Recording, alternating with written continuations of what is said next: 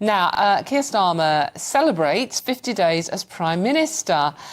And what a busy 50 days it's been for the PM, hasn't it? With renewed pressure this week over his government's decision to scrap the winter fuel payments. Meanwhile, Ofgem's energy price cap will increase by 10% from October the 1st for a typical household in England, Scotland and Wales.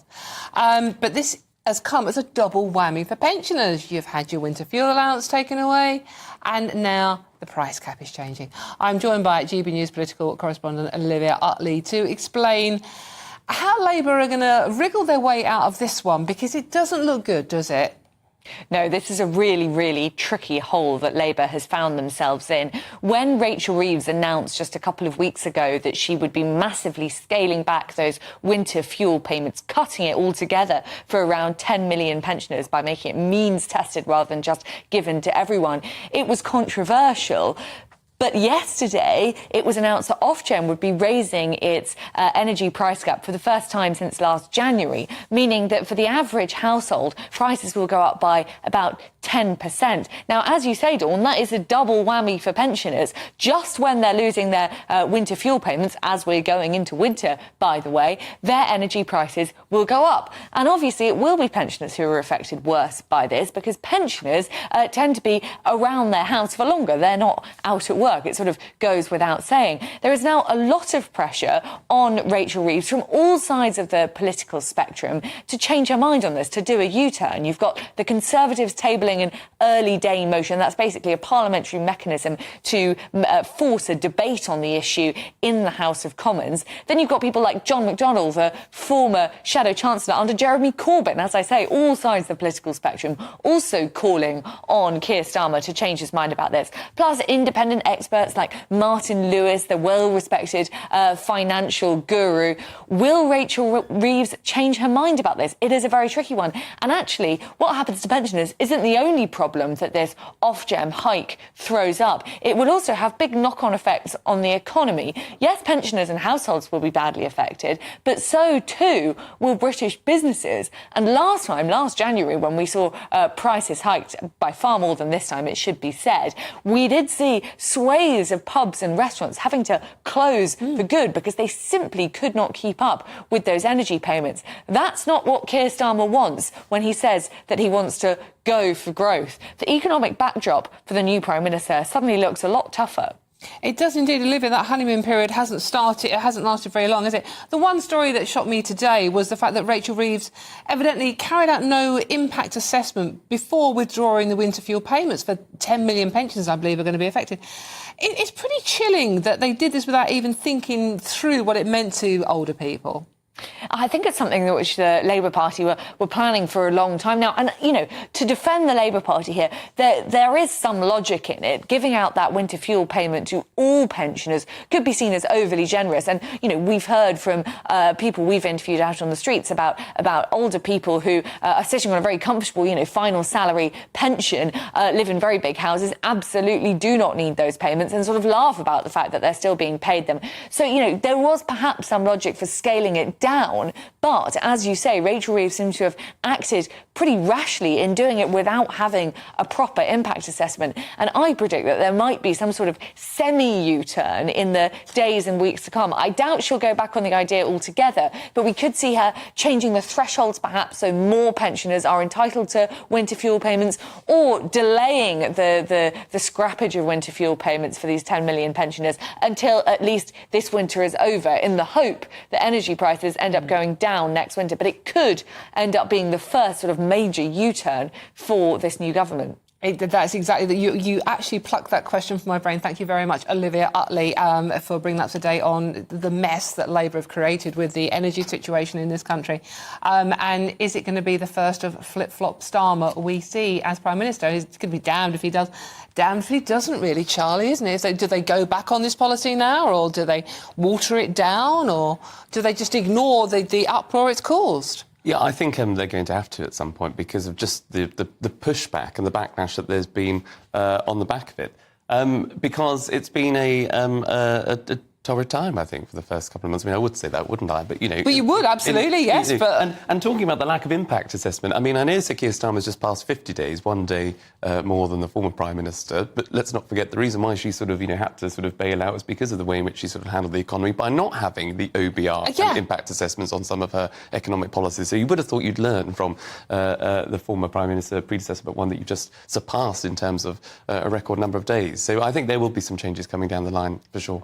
do you think, Peter, that they need to do something now? This has caused so much anger, certainly amongst, groups for older people who are saying pensioners are really going to suffer in this one. The problem is the size of the group affected and where you draw the means test. 10 million people affected. And everyone remember in a brief history, the winter fuel allowance is universal, like a GB's appointment. It's introduced by Gordon Brown.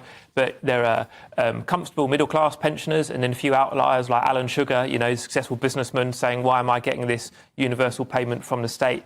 I think it does come down to where you draw the threshold for the means test. So I must say, Olivia stole my thunder slightly because She's good at doing that. She's a very good job. The two things I wrote on a piece of paper are here, defer it for a year on the basis of the economy and fuel prices might be different in 12 months' time, or adjust the means test. And Martin Lewis, who's not party political, he's a consumer expert, has suggested one where you draw the means test differently, so more people would receive the payment. And one option is you do it around council tax bands.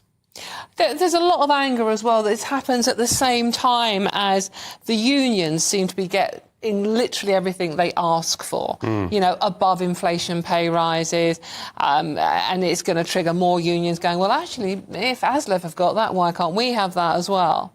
I think that's absolutely right. And look, I think it plays into the, something that a lot of Conservatives and something that I've been saying and lots of other people saying for a long time, that, Keir Starmer is not a politician. He's obviously probably a very good DPP, probably a very good manager, probably very good at lots of things. But there is no strategy within this government. On day one, they released prisoners. There was this exit of prisoners releasing. They're now going to bang up a load because of the riots. Well, we've had in the first 2 months a number of prisoners being released, the winter fuel payment being scrapped, taxes being admitted that they're going to have to go up, energy bills are going up, more strikes ahead announced on the back of union pay deals. So Charlie, the why Labour Party, the Labour government in the pockets of the trade unions, inflation up, and scrapping Rwanda, a deterrent on day one, which is supposed to solve one of the biggest issues that this country faces, which is illegal migration. That just shows that this government has got no strategy. It doesn't know what it's doing. It's flying by the seat of its pants, and that's why many, many people, when they see, and they're not involved in politics like we are, they will see big pay going to their union bosses, their union paymasters,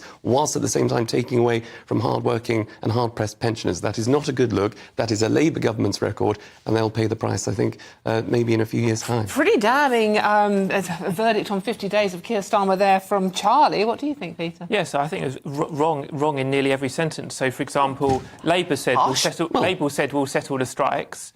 And they've begun to settle. And the unions announced more strikes the very next day. LNAR, the ASEF union, I've voted again or said that they will go on strike.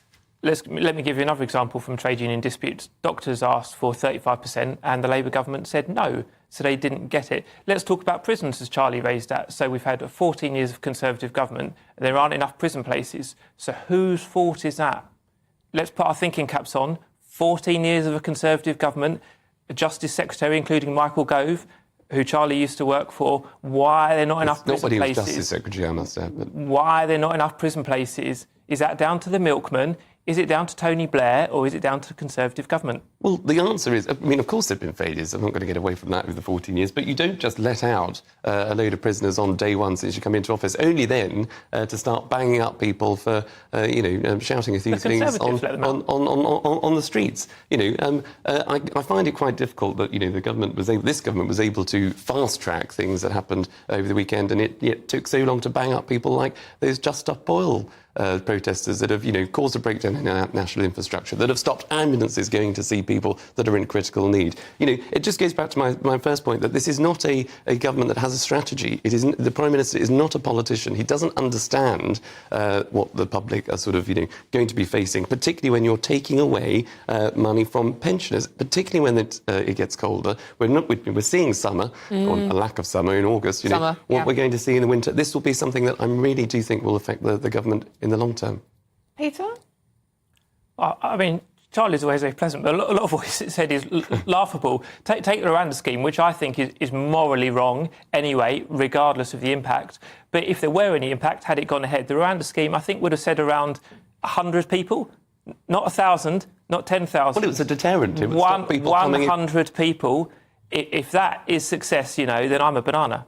Well, we saw people crossing the channel not so long ago saying, "Thank you, Keir, for scrapping Rwanda." That is the reality, that this does cut through. Even though you couldn't send maybe the thousands of people back to Rwanda, of course you couldn't. But it was a deterrent that would have stopped people. How many did the Conservatives send to Rwanda? Well, it would have stopped. It would have. Zero. Well, it would have been a deterrent. Well, because I'm afraid because the Labour government came in scrapped it on day one. No, because they couldn't get it going. It would have. Those flights would have taken off. There would have been a deterrent. I'm sure of it. There would have been. Okay. Even Charlie's backing up. Zero people sent to Rwanda under the Conservatives. If that's success, then, well, I'm a banana. We're running out of time, unfortunately, but Liz Truss lasted 49 days and was dubbed forever the lettuce. What vegetable would you pick for Keir Starmer after 50 days?